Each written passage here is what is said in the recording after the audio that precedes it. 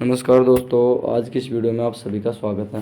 दोस्तों, आज की इस वीडियो में हम बात करने जा रहे हैं डच ईस्ट इंडिया कंपनी और ब्रिटिशर्स की, जिसको हम इंग्लिश भी कहते हैं। ठीक है, तो ध्यान रखें कि जब हमने पीछे वाली वीडियो में पढ़ा था पुर्तगालियों के बारे में कि पुर्तगाली कंपनी भारत में किस प्रकार से आई, भारत में क्यों आई और भारत में इसके डिक्लाइन के क्या कारण थे, तो इस वीडियो में हम दो कंपनी की बात करेंगे, तो डच ईस्ट इंडिया कंपनी और दूसरी ध्यान रखना इंग्लिश, या जिसको हम कहते हैं ईस्ट इंडिया कंपनी। तो ध्यान रखिए दोस्तों, जो डच थे उस समय के जो नागरिक थे डच, वो ध्यान रखना मूल रूप से नीदरलैंड के सिटीजन थे। ठीक है, नीदरलैंड उस समय यूरोप का देश था, तो वहाँ के सिटीजन थे। अगला कहता है कि भाई डच में सबसे पहले आने वाला व्यक्ति कौन था, तो ध्यान रखने carnelian the Houtman was the first person who reached, ठीक है, एट सुमात्रा इन 1596। क्या होता है कि जो कार्नेलियन डी हाउटमैन था, ये पहला व्यक्ति था जो कि भारत में आया था उस समय। ठीक है, सुमात्रा जो था, ये ध्यान रखना एक आइलैंड था इंडोनेशिया के नज़दीक। अगला कहता है देखो, they have got the right to trade and made the treaties with the rulers.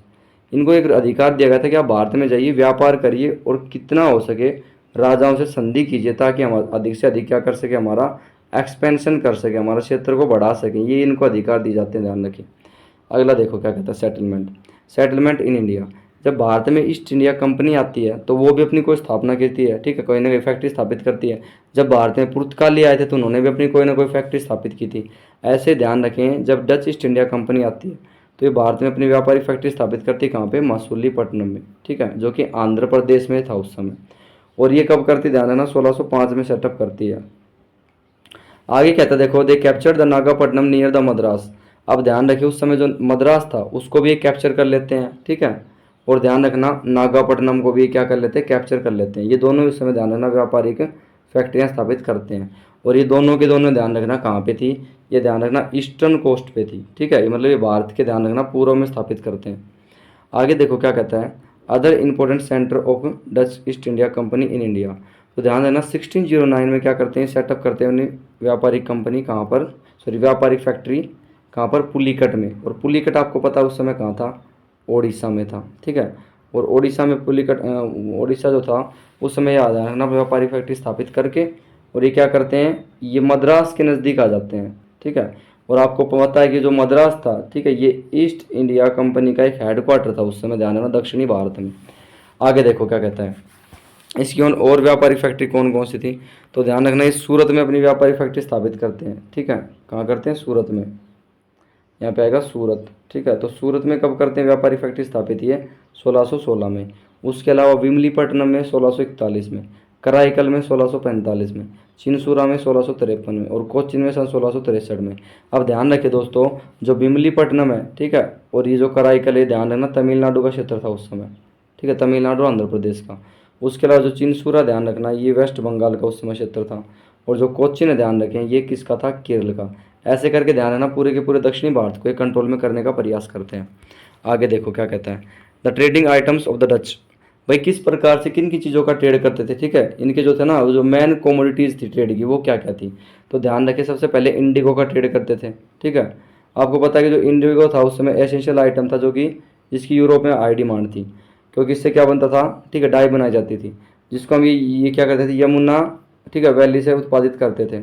उसके अलावा ध्यान रखना कहाँ से, टेक्सटाइल और सिल्क, ये बंगाल से लेते थे। उसके अलावा ध्यान रखना ओपियम और राइस, इसको गंगा वैली से क्या करते थे, ये इम्पोर्ट एक्सपोर्ट करते थे। आगे क्या कहता देखो इसमें, आगे कहता देखो, Anglo and Dutch struggle in India and what was the reason behind this. ध्यान रखिए कि जो एंग्लो थे, ठीक है, ईस्ट इंडिया कंपनी, ठीक है, और डच, इनके बीच में है ना संघर्ष का कारण क्या था भाई, किस प्रकार से इनके बीच संघर्ष हुआ और क्या कारण था। तो ध्यान रखना दोनों का जो संघर्ष है ना, वो एक चीज़ के लिए होता है, जो कि था अम्बोयना आइलैंड। क्या था उस समय? एक अम्बोयना आइलैंड। क्योंकि आपको पता है कि जो अम्बोयना आइलैंड था, ठीक है, वो डच ईस्ट इंडिया कंपनी के कंट्रोल में था। और डच ईस्ट इंडिया कंपनी क्या करती, इसको पुर्तगालियों से प्राप्त करती 1605 में, जब ये भारत में उस समय आई थी। अभी ध्यान रखें, यहाँ पे क्या होता है, यहाँ पे जब ईस्ट इंडिया कंपनी भारत में आती है, ठीक है, 1608 के अंतर्गत है, तो ये क्या करती है, ये अम्बोयना पे अधिकार करने का प्रयास करती है। और इसी के चलते दोनों में क्या होती है, झड़प होती है। और इसी झड़प में ध्यान रखना 10, ठीक है, इंग्लिश मारे जाते हैं, और ये क्या करते हैं, इसको कैप्चर कर लेते हैं। ठीक है, इसके चलते ध्यान रखना इनके बीच में कन्फ्लिक्ट शुरू हो जाता है, दोनों के बीच में, डच ईस्ट इंडिया कंपनी और इंग्लिश के बीच में। अगला कहता है कॉम्प्रोमाइज़ किस प्रकार से होगा इसमें, तो क्या होता है कि English withdrawal all their claims over the Indonesia. अब आपको पता, मैंने बताया कि जो अम्बोयना था, ठीक है, वो इंडोनेशिया में था, और ये इंडोनेशिया का क्षेत्र किसके कंट्रोल में आ गया था भाई, ईस्ट इंडिया कंपनी की। ईस्ट इंडिया कंपनी क्या करती भाई, इससे अपने अधिकार जो थी वो वापस ले लेती है, और वापस लेती कब, 1667 में, ठीक है। इसके बदले में जो डच थे, ठीक है, जो डच ईस्ट इंडिया कंपनी थी, इसको ध्यान रखना, इंडिया से ध्यान रखना पीछे हटना पड़ता है, और ये इंडिया से हटकर क्या चला जाते हैं, इंडोनेशिया में।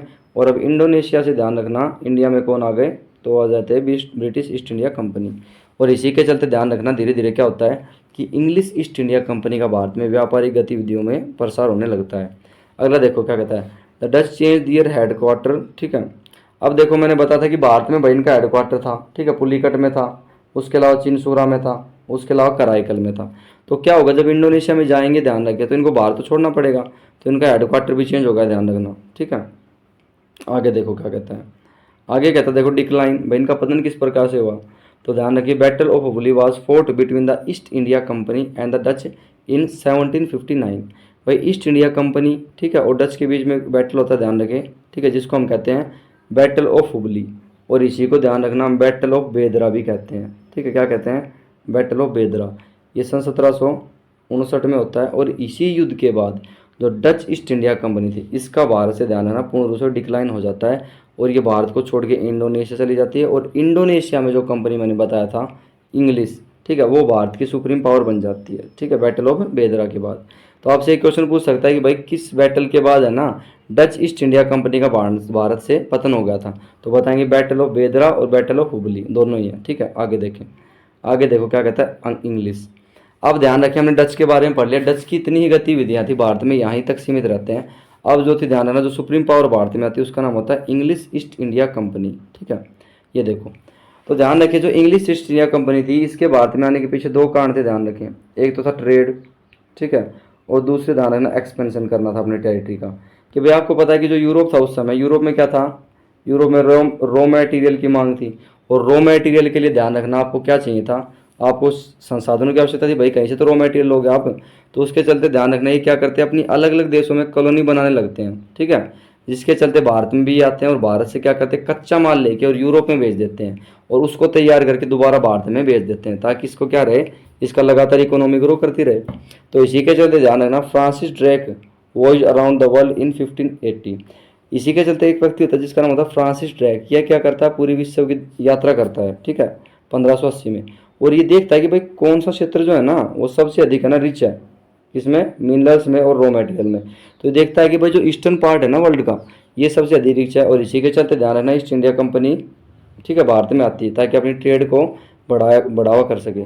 आगे ध्यान रखिए इसमें क्या होता है, आगे कहते हैं देखो East India Company was set up in, ठीक है, 1600।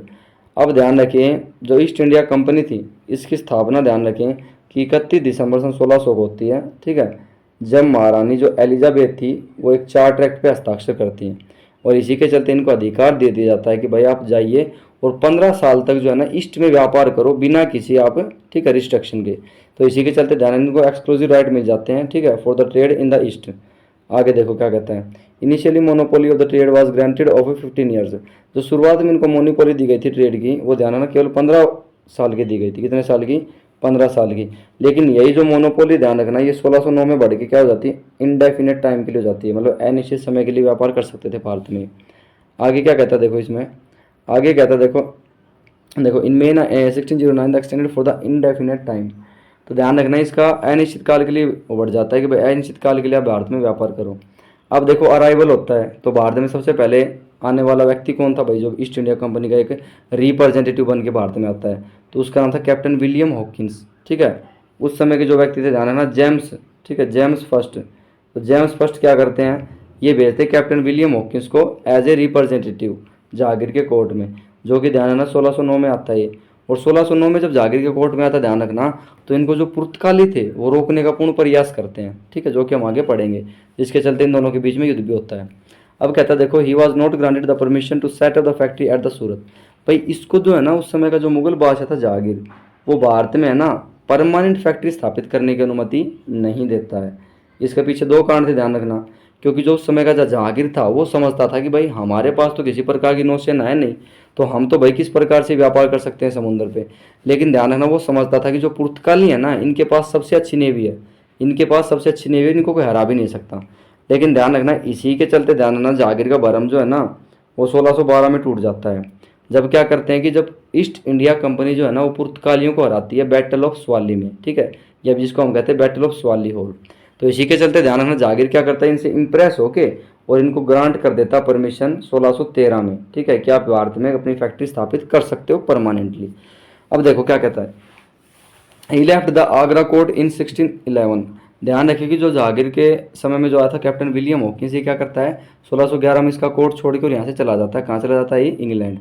आगे देखो, देखो they started trade in the Masulipatnam. लेकिन ध्यान रखें आप, जो उस समय का जो व्यक्ति था, ठीक है, जहांगीर, वो क्या करता है, इनको स्थायी रूप से तो फैक्ट्री बनाने की अनुमति नहीं देता, लेकिन क्या कहता है कि मसूलीपट्टनम जो उस समय थी, मैंने बताया था आपको, जो आंध्र प्रदेश के क्षेत्र में था, यहाँ पे उनको टेम्परेरी फैक्ट्री बनाने की अनुमति देता है, जहाँ पे 1616 में अपनी फैक्ट्री बना लेते हैं पूर्ण रूप से। अब ध्यान रखना, यहाँ से ट्रेड स्टार्ट कर देते हैं और इसी के चलते ध्यान रखना आगे क्या होता है, इनके बीच में कन्फ्लिक्ट भी होता है। देखो देखो 1612 में captain Best defeat the Portuguese fleet in the Surat. अब मैंने बताया था कि जब 1611 में जो जहांगीर कोर्ट छोड़ता है, ठीक है, किसका, जहांगीर का कोर्ट छोड़ता कौन, उस समय का जो कैप्टन विलियम हॉकिंस था। तो 1611 में इसका कोर्ट छोड़ने के बाद जो वो इंग्लैंड जाता है ना, तो उसके बाद ध्यान रखना यहाँ पे उस समय एक ब्रिटिश कमांडर था जिसका नाम था कैप्टन बेस्ट। ये क्या करता है, ये समझ जाता है कि जो पुर्तगाली है ना, इन्हीं की वजह से हमें मुगलों के द्वारा कोई राइट नहीं दिए गए ट्रेड के लिए। तो ये क्या करते हैं, पुर्तगालियों को हराने का प्रयास करते हैं। और ध्यान रखना बैटल ऑफ स्वाली होल, ठीक है, बैटल ऑफ स्वाली होल जो कि 1612 में होता है ना, इसमें क्या करते हैं, पुर्तगालियों को है ना ईस्ट इंडिया कंपनी के द्वारा हरा दिया जाता है। अब इस हार को देखते हुए ध्यान रखना जहांगीर जो थे वो इम्प्रेस होते हैं और इनको भारत में है ना फैक्ट्री स्थापित करने की अनुमति दे देते हैं। आगे देखो क्या कहता है, इफेक्ट क्या होते हैं भाई इसके जहांगीर पे, जब ये जो बैटल हुआ था इसका इफेक्ट क्या हुआ जहांगीर के ऊपर। तो कहता है कि Jahangir permitted to set up the factory in the Surat under the Thomas Elvers. क्या होता है कि जहांगीर जो था ना वो परमिट कर देता है किसको, ब्रिटिश ईस्ट इंडिया कंपनी को, कि भाई हम तो समझ रहे थे कि जो पुर्तगाली हैं वही सबसे अच्छी शक्ति हैं, लेकिन आप तो उससे भी क्या हो, सर्वोच्च हो। तो ये क्या करते हैं, उनको अनुमति देते हैं कि आप सूरत में फैक्ट्री बना लो अपनी। और इसी का कमांडर कौन बनता सूरत में, तो ध्यान रखना थॉमस एल्सवर्थ, ठीक है, थॉमस एल्सवर्थ। ध्यान रखना ईस्ट इंडिया कंपनी का है ना, ठीक है, भारत में पहला, ठीक है, कंपनी कमांडर बन जाता थॉमस एल्सवर्थ सूरत फैक्ट्री का। आगे देखो क्या कहता है, थॉमस रे केम इन 1615। अब देखो क्या होता है कि जब जहांगीर के जाने के पश्चात भाई पता चलता है, ठीक है, ब्रिटिश ईस्ट इंडिया कंपनी को कि भाई भारत में है ना हमने फैक्ट्री स्थापित कर ली, तो क्यों ना हमें एक और प्रतिनिधिमंडल भेजें, वो क्या पता और अधिकार प्राप्त करने में सक्षम हो। तो ये क्या करते हैं कि थॉमस रो को भेज देते हैं कि आप जाओ और आप जहांगीर से और अनुमति प्राप्त करो कि भाई हम भारत की किसी और भी क्षेत्र में फैक्ट्री स्थापित कर सकें। तो जो थॉमस रो होता है ध्यान रखना, ये क्या करता है, ये एक ट्रीटी का प्रस्ताव लेके आता है वैसे तो जहांगीर के पास कि भाई हमें भारत में व्यापार करने की अनुमति दे दो, लेकिन ध्यान रखना ये भी उसमें फेल होता है, ठीक है। अब आगे देखें, Thomas got the permission to set the factory at the Agra, Ahmedabad and the Bharuch. अब क्या कहता है कि जो जहांगीर था वो कहता है इसको कि भाई आप भारत में व्यापार तो कर सकते हो, लेकिन आप लिमिटेड क्षेत्र में व्यापार करोगे, ठीक है, सीमित क्षेत्र में। तो एक तो इसको आगरा में फैक्ट्री बनाने की अनुमति दे देता है, अहमदाबाद में और भरूच में। तो ध्यान रखना अब भारत में है ना नॉर्थ में भी जो है ना ईस्ट इंडिया कंपनी चली गई, ठीक है, वेस्ट में भी चली गई और साउथ में तो चली जाएगी बाद में। आगे देखो क्या कहता है, आगे क्या कहता है इसमें, आगे था हाउ एक्वायर्ड द बॉम्बे। अब आपको पता है कि जो बॉम्बे था उस समय, ठीक है, हम पढ़ते हैं कि भाई जो बॉम्बे था ना वो ईस्ट इंडिया कंपनी के कंट्रोल में आ गया था, लेकिन ईस्ट इंडिया कंपनी के कंट्रोल में आया कैसे हमें ये तो पता होना चाहिए। तो आप ध्यान रखें कि क्या होता है कि 1663 में है ना एक तो पुर्तगीज राजकुमारी होती है जिसका नाम होता है कैथरीन बर्गेजा, ठीक है, और पुर्तगा उस समय ध्यान रखना ईस्ट इंडिया कंपनी का एक राजकुमार होता है जिसका क्या नाम होता है, चार्ल्स सेकंड। तो इन दोनों की शादी कर दी जाती है, ध्यान रखें, ठीक है, इन दोनों की शादी की जाती है 1663 में, जिसके चलते ध्यान रखना जो उस समय के, ठीक है, पुर्तगाली थे वो क्या करते हैं, वो डोबरी के रूप में है ना मुंबई को किसको दे देते हैं, वो दे देते हैं किसको, ईस्ट इंडिया कंपनी को। अब ईस्ट इंडिया कंपनी को मिलने के पश्चात ईस्ट इंडिया कंपनी क्या करती है इसको, ईस्ट इंडिया कंपनी क्या करती है इसको बेच देती है, ध्यान रखना, ठीक है, किस पे, वार्षिक किराए पे बेच देती है इसको, ठीक है, और यहाँ पे अपनी क्या करती है बाद में ये व्यापारिक फैक्ट्री स्थापित करती है। तो कहता है कि he was married to the Catherine Braganza in 1663 and he given Bombay to the East India Company on the annual payment of 10 pounds in 1668। ये क्या करता है 10 पाउंड के वार्षिक किराए पर जो है ना वो 1668 में क्या कर देता है, इसको बेच देता है ईस्ट इंडिया कंपनी को। अब आगे क्या कहता है देखो, देखो the East India Company shifted their headquarter in 1687 from Surat to the Bombay. अब ध्यान रखें भाई आपको पता है इस बात का कि जो दक्षिण भारत था, ठीक है, इसमें उस समय ध्यान रखना संसाधनों की कमी नहीं थी, रॉ मटेरियल भी अच्छे मिलते थे यहाँ पे। तो ये क्या करते हैं, ये सूरत से में थे पहले तो, अब ये सूरत से क्या करते हैं बॉम्बे में आ जाते हैं क्योंकि बॉम्बे इनके कंट्रोल में आ गया। और अब ये बॉम्बे से क्या करेंगे, बॉम्बे से कलकत्ता चले जाएंगे, ठीक है, और कलकत्ता से दोबारा ध्यान रखना है मद्रास में स्थापित करेंगे अपनी फैक्ट्री। तो इस प्रकार से पूरे के पूरे भारत में कंट्रोल करते हैं। तो क्या होता है कि इसमें शिफ्टेड द हेडक्वार्टर इन 1687। भाई जब इनके बॉम्बे कंट्रोल में आ गया है तो ये सूरत में अपनी फैक्ट्री क्यों बनाएंगे, ठीक है, ये अपना हेडक्वार्टर कहाँ बना लेते हैं, बॉम्बे में बना लेते हैं। अब देखो क्या कहता है ये 1632। अब ध्यान रखना 1632 में क्या होता है कि जो ईस्ट इंडिया कंपनी होती है, ये जो भारत के उस समय के जो ध्यान रखना रूरल जो, ठीक है, किंग थे, उनसे क्या करते हैं, ट्रीटी बनाने की कोशिश करते हैं कि भाई हम इनसे क्या करें, हम इनसे व्यापारिक संधि कर लें और बदले में क्या कर सकें, हम अपने व्यापार को भी बढ़ा सकें। तो क्या होता है कि उस समय का जो नवाब था, ठीक है, जो सुल्तान था गोलकुंडा का, वो इनके लिए एक फरमान जारी करता 1632 में, ठीक है। अब इसमें क्या बताया गया था, देखो, they got the free duty trade at the port of Golconda on the annual payment of 500 pagodas annually. अब क्या करते, ध्यान रखना, ये व्यापार की छूट प्रदान कर लेते हैं, क्योंकि आपको पता जो गोलकुंडा उस समय क्षेत्र था, ठीक है, वहाँ पे क्या था, एक पोर्ट भी था, ठीक है, जहाँ से व्यापार कर सकते थे। तो गोलकुंडा का नवाब इसको कहता है कि भाई आप व्यापार तो करो, बदले में हमको आप क्या देते रहो, 500 रुपये पैगोडा देते रहो हर साल, ठीक है, हर साल क्या करो, 500 रुपये पैगोडा देते रहो। इसके बदले में आप हमारी बंदरगाहों का बिना किसी कर के प्रयोग कर सकते हो, ठीक है। अगला देखो क्या कहता है 1639 में क्या होता है, देखो, एक ब्रिटिश से उस समय ध्यान रखना, एक ब्रिटिश कमांडर होता है जिसका नाम होता है फ्रांसिस डे। अब ये क्या करता है, ध्यान रखिए, जो फ्रांसिस डे था ये मद्रास की ओर कूच करता है, क्योंकि आपको पता, मैंने बताया कि बॉम्बे को कंट्रोल कर लेते हैं। अब ये सोचते हैं कि भाई हम मद्रास को भी कैप्चर करें, क्योंकि मद्रास इसके और दक्षिण में था। तो ये क्या करता है भाई, ये उस समय एक चंद्रगिरी का राजा था, उससे ट्रीटी कर लेता है और उससे क्या करता है बेटा, ये चंद्रगिरी को रिसीव कर लेता है, ठीक है। अब क्या करता है, to build the factory at the Madras, जिसके बाद क्या करते हैं यहाँ पे मद्रास के रूप में क्या, यहाँ पे एक फैक्ट्री बनाते हैं जिसका क्या नाम होता है, सेंट जॉर्ज। क्या नाम होता है इसका, फोर्ट सेंट जॉर्ज। और ये कहाँ बनाते हैं, ये बनाते हैं मद्रास में, ठीक है। अगला देखो क्या कहते हैं, and made it the southern headquarter. अब आप ध्यान से देखें कि हमने पढ़ा था भाई सूरत में सबसे पहले आई ये, सूरत के बाद इन्होंने क्या किया, मुंबई को दहेज में ले लिया, तो मुंबई भी मिल गया इनको। उसके बाद इन्होंने क्या किया, उसके बाद इन्होंने क्या किया, मद्रास को कंट्रोल में कर लिया। अब मद्रास को कंट्रोल में करने के बाद डायरेक्ट कहाँ जाएंगे, ये जाएंगे कलकत्ता, ठीक है। तो ध्यान रखना यहाँ पे क्या करते हैं, हेडक्वार्टर बना लेते हैं दक्षिणी भारत का। तो इनका ध्यान रखना, इनका क्या हुआ, वेस्टर्न हेडक्वार्टर हो गया मुंबई, ठीक है, इनका साउदर्न हेडक्वार्टर क्या हो गया, ठीक है, मद्रास। अब इनका क्या बनेगा, अब बनेगा इनका ईस्टर्न हेडक्वार्टर, ठीक है, जिसके चलते पूरे के पूरे भारत पे कंट्रोल करते हैं। आगे देखिए क्या कहते हैं इसमें, आगे था हाउ बंगाल एक्वायर्ड। अब देखो हमने पढ़ लिया भाई मद्रास के बारे में पढ़ चुके हम, ठीक है, उसके अलावा हमने पढ़ लिया मुंबई के बारे में। अब देखो बंगाल को कैसे कैप्चर करते हैं। तो ध्यान रखना 1651 Shah Shuja allowed the company to trade in the return of 3000 rupees. अब ध्यान रखिए कि उस समय का जो मुगल गवर्नर था उस समय, जिसका क्या नाम था, शाह शुजा, ठीक है। तो इस शाह शुजा से क्या करते हैं, ये ट्रेड करने की अनुमति ले लेते हैं कि हमें आप क्या करो, इस क्षेत्र में ट्रेड करने की अनुमति दे दो, ठीक है, बदले में हम क्या करेंगे, आपको 3000 रुपये की वार्षिक, ठीक है, कीमत दे देंगे। अब इसी के चलते क्या कहते हैं, they set up the factory at the Hubli, ठीक है। अब हुबली में क्या कहते हैं, अपनी फैक्ट्री बना लेते हैं 1651 में। और आपको पता होना चाहिए कि जो 1651 का समय है ना, ठीक है, इसमें मुगल एम्परर कौन है, तो ध्यान है ना, शाहजहाँ था, ठीक है, उस समय शाहजहाँ मुगल एम्परर था और इसके बाद औरंगजेब राजा बनता है। आगे देखो क्या कहता है, अदर फैक्ट्रीज इनकी क्या थी, देखो, other factories the Kasim Bazar and the Patna and the राजमहल।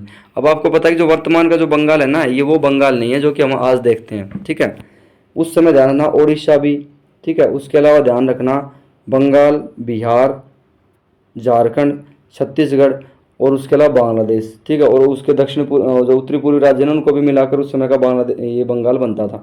तो ये पूरा का पूरा क्षेत्र कवर कर लेते, ध्यान रखें। अगला देखो क्या कहता है इसमें, इन 1682। अब 1682 में क्या होता है, आपको पता है कि इस समय किसका राज है भारत में, इस समय औरंगजेब का राज है। और औरंगजेब क्या करता है, ध्यान रखना, औरंगजेब क्या करता है, इनको ट्रेड करने के लिए और अधिक बढ़ोतरी करता है, जिसके चलते ध्यान है ना, औरंगजेब के कभी भी है ना, इनके साथ कभी कोई युद्ध नहीं होते। अब देखो क्या कहता है, इसी के चलते ध्यान है, विलियम हेज उस समय का जो एक क्या था, कंपनी का एक, ठीक है, अधिकारी था, जिसका नाम था विलियम हेज।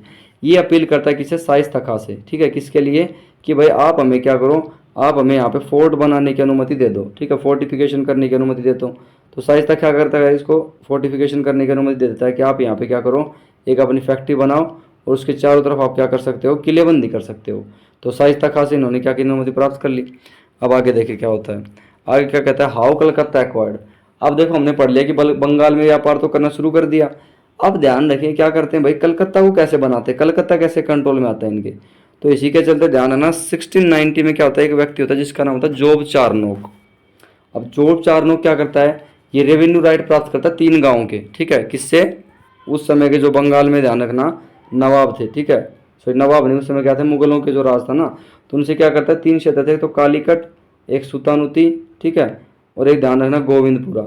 तो इन तीनों क्षेत्रों की जमींदारी राइट प्राप्त कर लेता, मतलब ध्यान रखना लैंड रेवेन्यू, मतलब यहाँ पे ध्यान रखना जो कर वसूली का अधिकार होगा ना, वो ब्रिटिश ईस्ट इंडिया कंपनी के पास चला गया। और किसकी लीडरशिप में, जॉब चोरनो की लीडरशिप में। आगे देखो क्या कहता है, and later the fortified this village as Fort William. लेकिन बाद में क्या होता है कि भाई ईस्ट इंडिया कंपनी सोचती है कि भाई हम इनसे अलग अलग कर वसूल कर रहे हैं, ठीक है, अलग अलग क्षेत्र से, तो क्यों ना हम इसको क्या करें, एकजुट ही कर दें।